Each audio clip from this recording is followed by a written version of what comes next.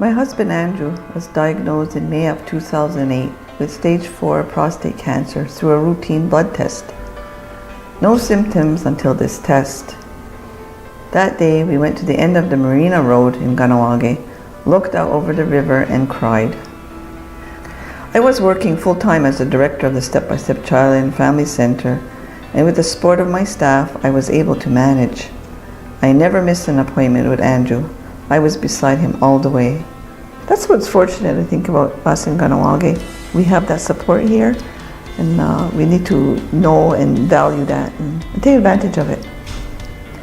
I was always hopeful that he would go into remission or get better, and on the contrary, he was making preparation for moving on into the spirit world. It was difficult for me at first.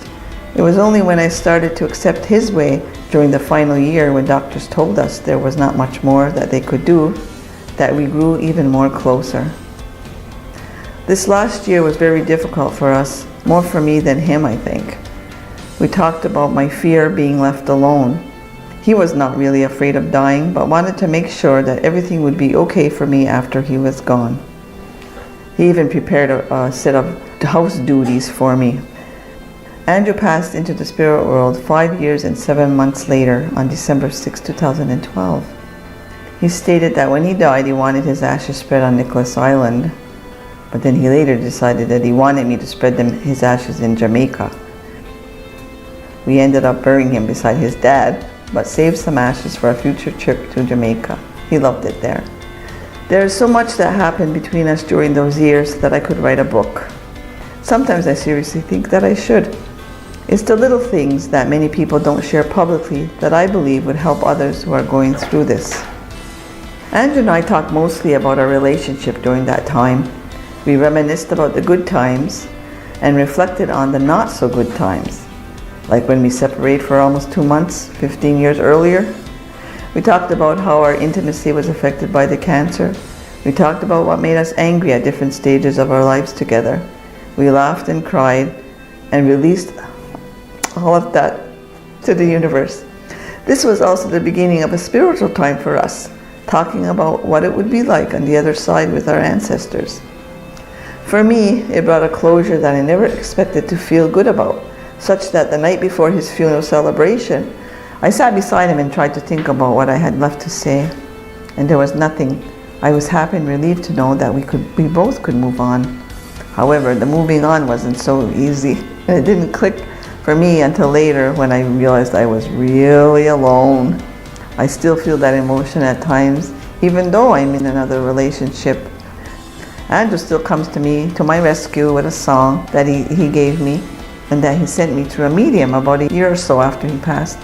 And that's Let It Be by the Beatles. And every time it comes on, I'm in some kind of a mood, or irritated or agitated about something, or just being complaining and whatever, and then it comes on and I just calm and laugh and I'm there like, oh, just let it be, you know. And so it's not so difficult to deal with. So it was only about after 6 months, after that I could celebrate my new relationship. And there's a lot of different signs that I received that I could share, but I could go on. But I'll share with you what happened to me, which was supposed to be a traditional 10-day ceremony that we have that would release him to the spirit world and me to let him go. I was still overwhelmed with grief and being alone, so after consulting with my elder, I decided to postpone the ceremony. It was also before the Christmas holidays when he passed. Well, I guess you don't postpone what is a spiritual tradition, because he performed his own ceremony and came to me in a dream. I guess we called a lucid dream, in which he brought me pine and berries. I was so happy to see him that I got out of bed that morning searching for the pine and berries on the internet and in books, so I can get it out of my mind and see what it really looked like. I was also in such a happy mood that I dug all my Christmas decorations. So I then had to search and find from the elders what this pine and berries represented. So I found out that pine was for grief and berries was for nourishment. And then I had to follow some certain ceremonies. About 6 months later, after that, I was missing Andrew terribly and prayed to the Creator every day if I could see him one more time. Then one night I dreamt that he was lying beside me. I didn't want to touch him in case he would disappear. I hesitated, but then reached out, and he was real. I hugged and kissed him until he said that it was time for him to go. I was in awe and couldn't wait to tell my daughters.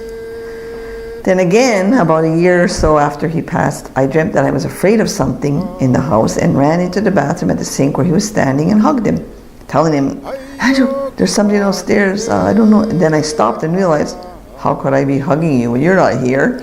And he looked down at me and called me a gayo and told me that he was here and that not to worry, he's always with me. And that we will be together one day, but not for a long time because there are things I need to do. Then he left, he disappeared. I felt so overwhelmed, I cried out to him to tell me what I had to do.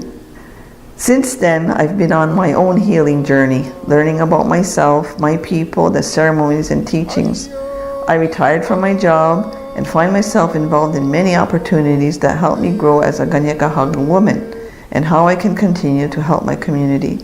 I have also been relying on the Creator and the ancestors to continue to guide and support me on my journey. I asked myself what good could come out of all this, and there is something.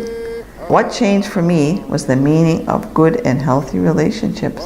It's important that we do a lot of self-care, we take care of ourselves, but I think the men, we always say the men don't like to go see the doctors.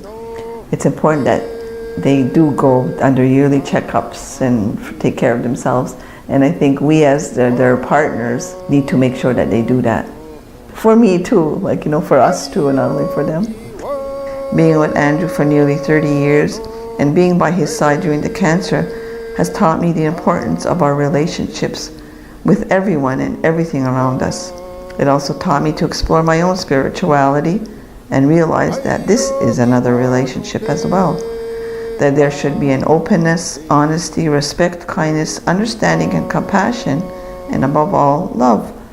We need to come from a place of love and compassion. This is what I have learned, and this is my message.